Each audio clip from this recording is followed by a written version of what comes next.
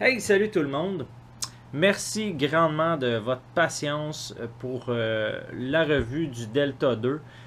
J'ai dû attendre un petit peu pour pouvoir faire le full review parce que j'avais besoin de ceci, qui est la tête RBA.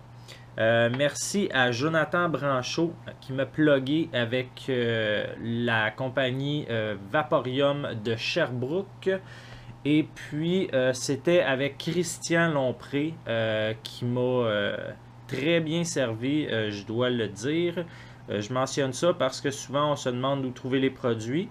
Donc, moi j'ai trouvé la tête RBA chez Vaporium, mais au préalable, j'avais commandé le Delta 2 de Joytech chez eSiggity.com. Je vais mettre dans les commentaires ou dans la description les deux sites. Donc, sans plus tarder, je vais vous montrer ça en toute petite pièce. On va le démancher. Je vais vous montrer, dans le fond, le coil de base, la tête qui vient avec, et puis comment il fonctionne, comment on le désassemble, le airflow, et ainsi de suite. Donc, le Delta 2 de Joytech, ça ressemble à quoi? Ça ressemble à ça. Super beau produit, très belle finition.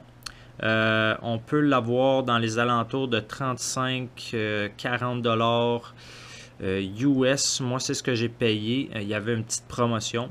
Donc, ça ressemble à ça avec une tank en quartz, si je me trompe pas.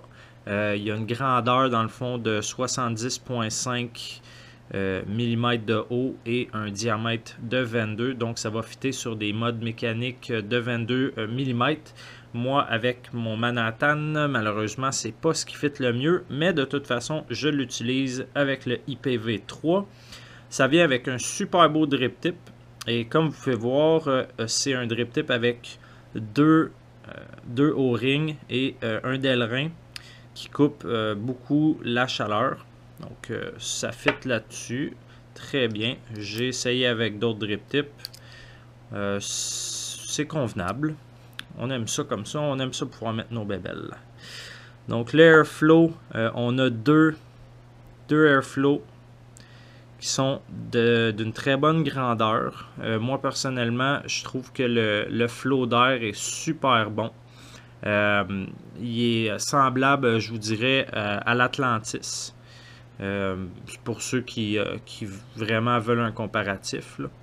À part de ça, si on regarde à l'intérieur, donc on enlève ça comme ça.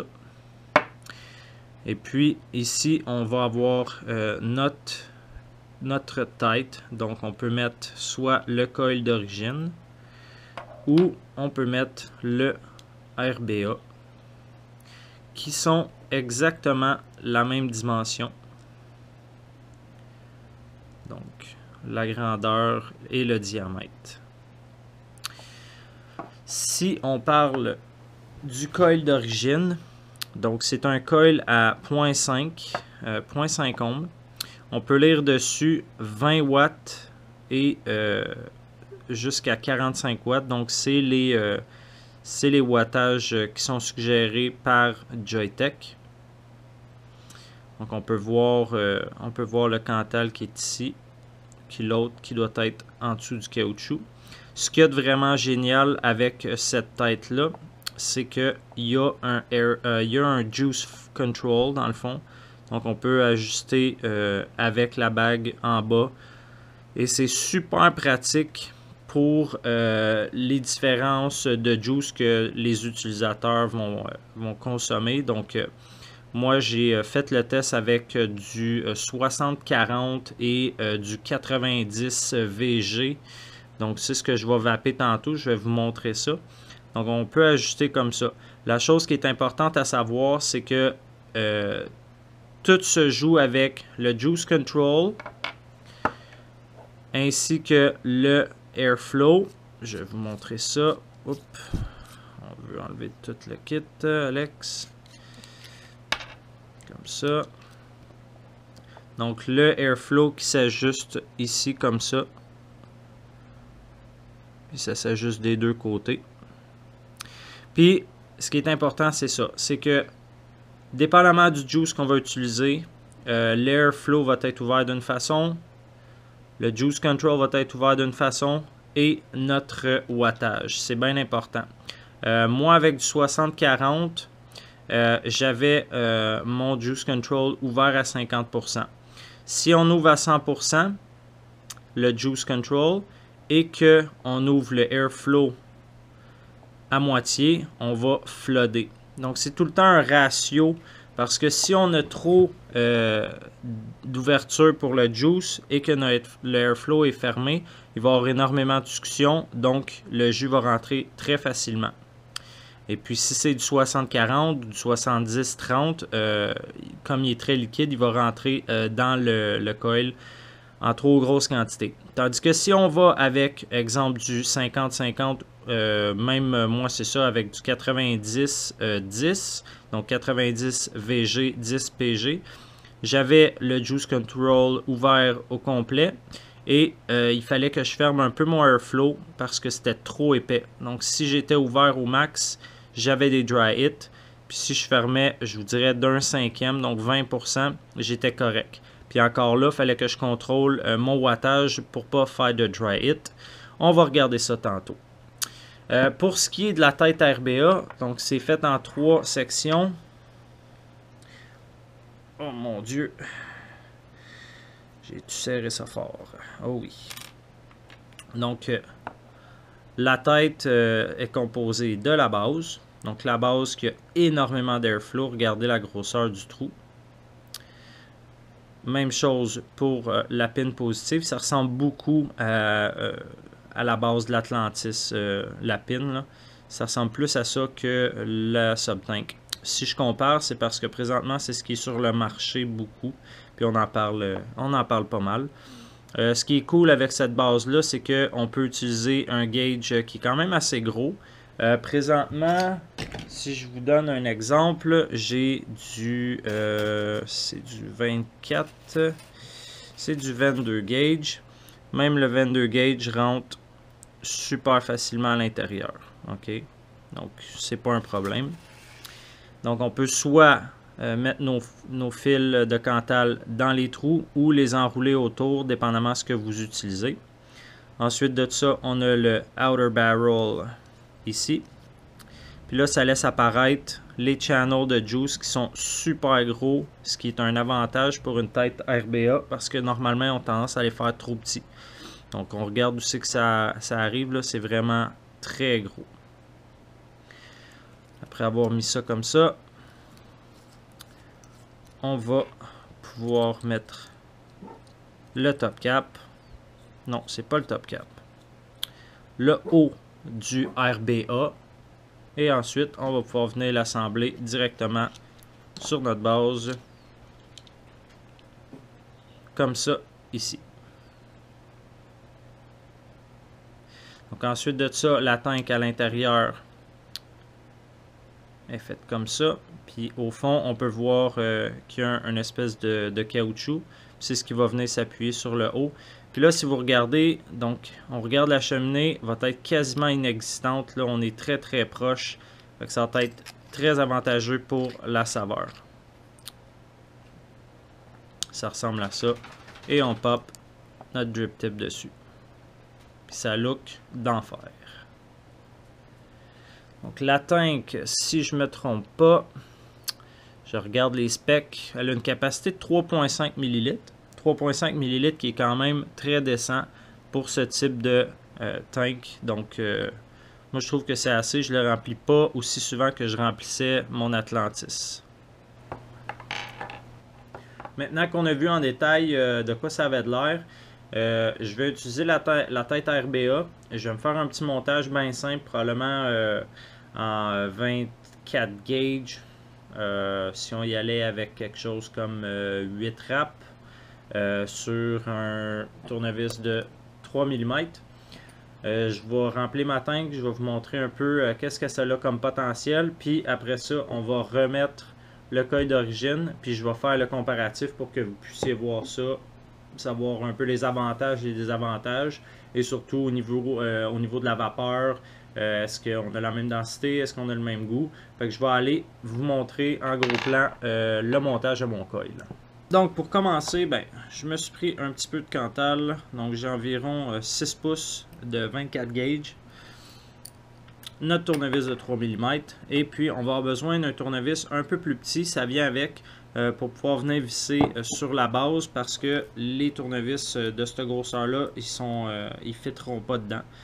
Donc, je vais aller un peu vite pour faire le coil parce que vous avez déjà vu ma technique pour fabriquer mes coils. Et sinon, je vais mettre un lien dans la description pour ceux qui l'ont jamais vu.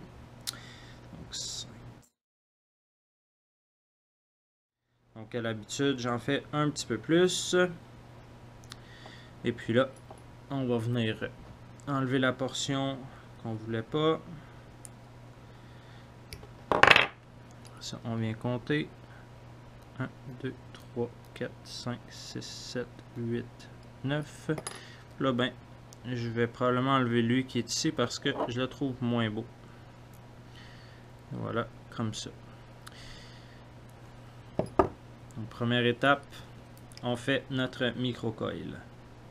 Donc, un coup qu'on a ça de prête, on a notre coil. On va venir prendre le petit tournevis, on va lousser les deux vis. Puis là, c'est bien important de regarder où ce que les leads arrivent pour savoir comment on va placer notre coil. Donc, nous, on veut avoir un lead en avant ici, un lead en arrière. Si je me mets à l'inverse, puis je me pars dans le fond de côté, là, quand je vais twister mon coil, il va venir shorter ici. Fait que c'est vraiment important de penser à comment est-ce qu'on va le positionner vu de haut pour savoir où est-ce qu'on va rentrer nos leads. Donc là, moi vu que je vais m'installer comme ça, je vais rentrer mon premier lead de ce côté-là. Comme ça. Là, je vais avec l'autre côté, je vais rentrer le lead. Dans le fond, je vais essayer de vous le montrer là, mais je vais venir mettre l'autre lead dans celui-là, comme ça.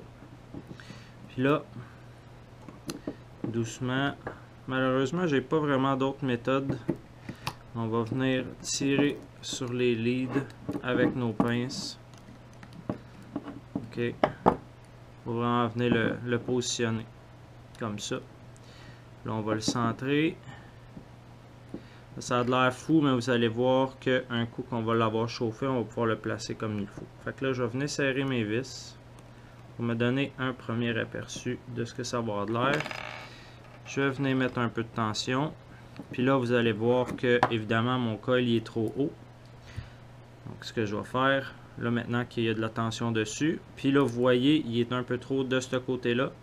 Donc, en tirant sur le lead qui est ici, mon coil va se tasser vers la droite, votre gauche, et puis il va redescendre parce que là on est trop haut, on veut essayer d'avoir 1 mm là, au gros maximum.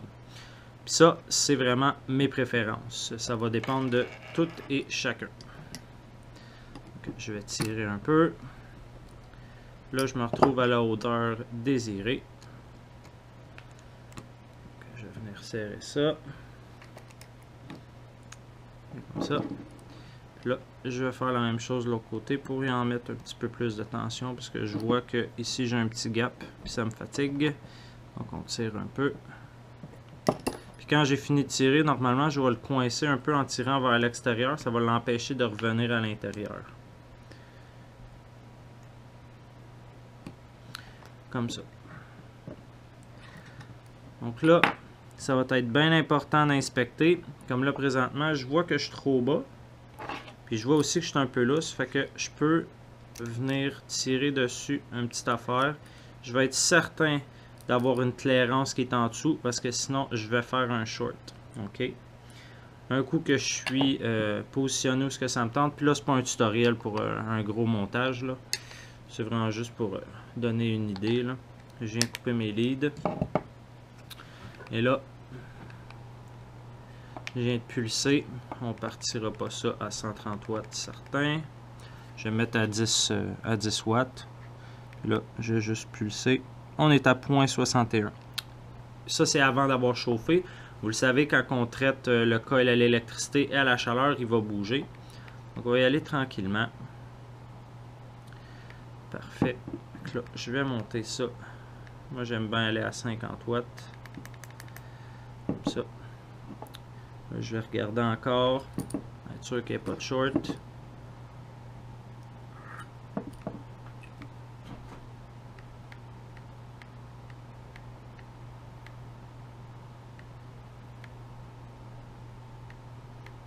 On commence déjà à avoir une belle couleur uniforme.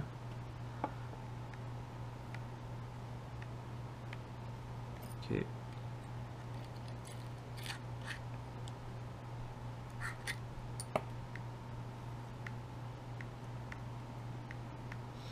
Si on a à le serrer, c'est à ce moment-là.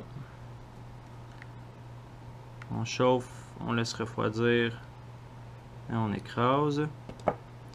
On fait tout le temps sûr de regarder avant d'appuyer sur le bouton qui est encore à sa place.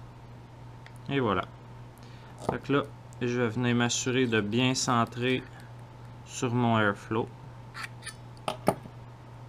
Puis on a la hauteur qu'on voulait en dessous du coil. Et voilà. Donc là, on a un beau coil uniforme. Là, je vous avertis tout de suite. Là, on est à 0.72. On ne vapera pas ça à 70 watts. Ça, c'est garanti.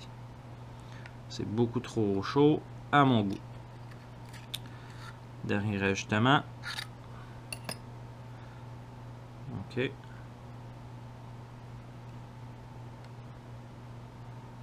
C'est très cute. On va pouvoir passer à l'étape de la wick. Sauf que, encore une fois, quand le métal change de... va changer un peu parce que quand il chauffe, et tu vois, elle était lousse un peu. Quand on chauffe, le métal prend de l'expansion, il bouge. C'est très important de regarder ses connexions parce que sinon, on va avoir des problèmes. Puis un coup qu'on a mis du coton et du juice, c'est plus le temps d'aller jouer dessus. Donc, 0.72. C'est ce qu'on a. Fait qu'on va aller mettre du coton. Donc pour faire le coton, ça va être bien simple. On va se couper une largeur. Moi je vais aller avec 6-7 mm. Puis là c'est important. Dans le fond, on va venir twister le bout comme ça. On passe dans notre coil. Puis là, on va tirer. Donc c'est important d'avoir une petite tension, mais qu'il ne soit pas trop serré ni trop lousse. Si on est trop serré, normalement, je sais que je me répète, mais je vais tomber avec quelque chose qui va être qui ne wickera pas bien, donc je vais avoir des dry hits. S'il est trop loose, je vais flooder, donc le liquide va monter trop facilement et va se retrouver dans le airflow. Donc ce que je fais, ben moi je fais ça comme ça. Je mets mon barrel dessus. C'est ça. On va couper l'excédent, mais on va en laisser quand même un peu. Puis, tout simplement, on va venir le passer en arrière comme ça, de chaque côté. En arrière. Puis là, il faut le placer et non le taper. Donc, s'il est trop serré, là, le juice ne montera pas bien. Il faut juste venir le placer au-dessus des channels de juice de chaque côté. Puis moi, je fais attention de ne pas mettre de coton de chaque côté ici pour vraiment avoir du airflow au maximum. Comme ça. Okay. Parfait. Puis là, ben, on va mettre notre juice. Bien important de très bien saturer au début. À 25. On fait rentrer le juice à l'intérieur.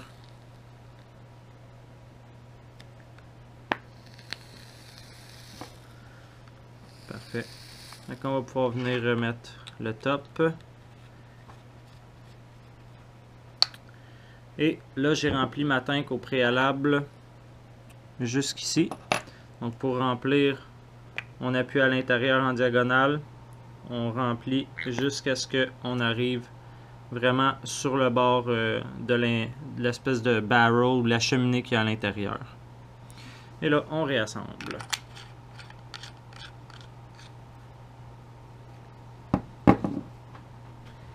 Là, on est rendu à la partie le fun. Puis j'ai eu une couple de demandes par rapport à ce que je m'apprête à faire. Puis je vais vous le faire entendre. Je le fais souvent sur mes vidéos, mais je le fais quasiment comme par habitude. Puis j'ai jamais pensé le mentionner à personne. Mais comme il y a quelqu'un qui l'a remarqué, qui me dit Alex, tu devrais en parler dans tes vidéos, je vais le faire.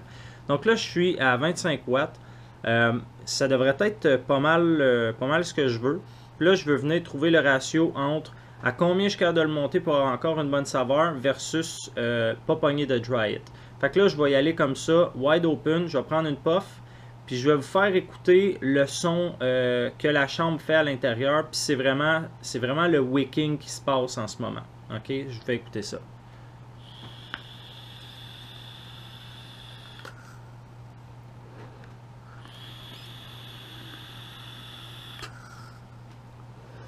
Ce que vous entendez, c'est le jus qui monte à l'intérieur pour venir imbiber la wick. Mais là, si c'est trop long, c'est que je suis sur le bord d'avoir un dry it. Je vais vous donner un exemple. Je me sacrifie pour vous. Je vais monter ça à 37.5.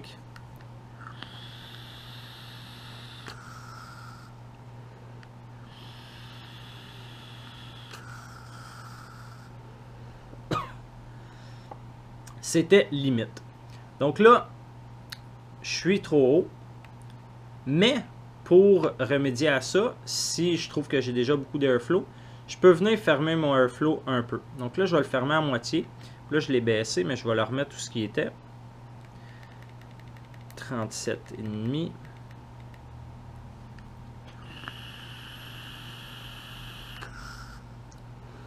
Il est moins long. Je ferme encore un peu. Quasiment instantané. Plus je ferme mon airflow, plus j'ai de succion, plus que j'ai de juice qui monte. Si je trouve que je suis trop serré, ben là c'est pas compliqué. Je l'ouvre à ce que j'ai envie d'avoir comme puff. Comme ça. Et là je vais aller en descendant.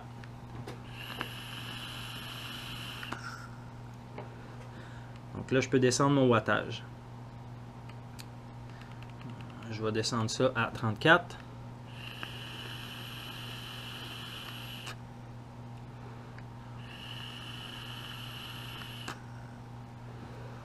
Donc là, j'ai plus de bruit. Je suis rendu à ce que j'ai le meilleur ratio entre mon airflow et le wicking, dans le fond. Donc, je peux m'amuser à jouer avec ça en montant, en descendant, jusqu'à ce que la mèche fasse presque plus de bruit pour qu'elle soit bien imbibée. Fait que je vais vous montrer un peu de loin qu'est-ce que ça donne comme cloud. Puis après ça, on va tout de suite aller avec la tête qui vient d'origine. Je vais vous montrer qu'est-ce que ça donne.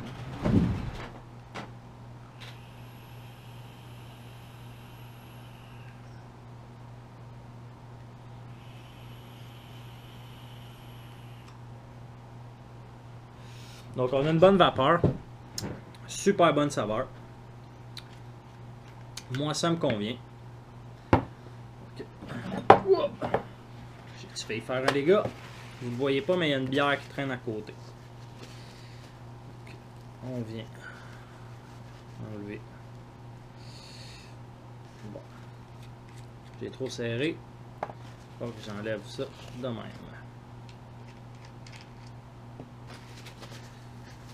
Et puis là, moi mon col est déjà imbibé. Là, comme je suis en 90 VG, je vais venir ouvrir le Juice Control au maximum.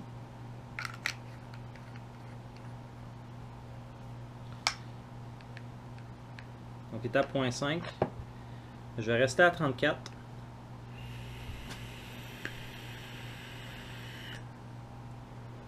Vous n'entendez rien, fait que ça veut dire que je suis correct.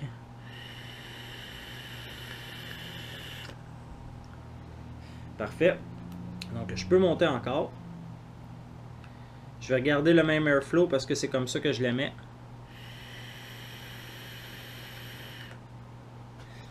Parfait.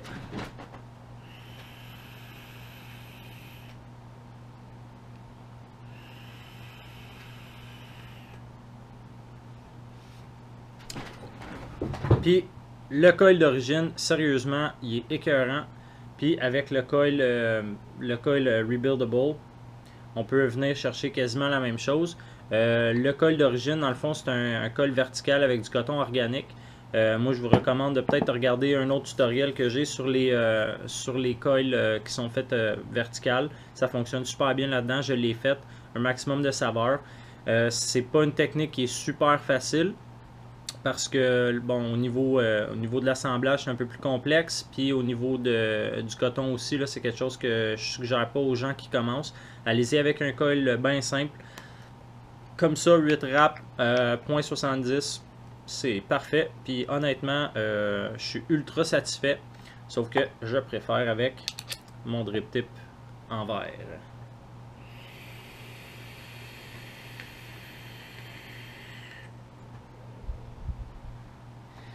Ça ressemble à ça le Delta 2. Je vous le recommande. Donnez-moi-en des nouvelles. Bonne vape.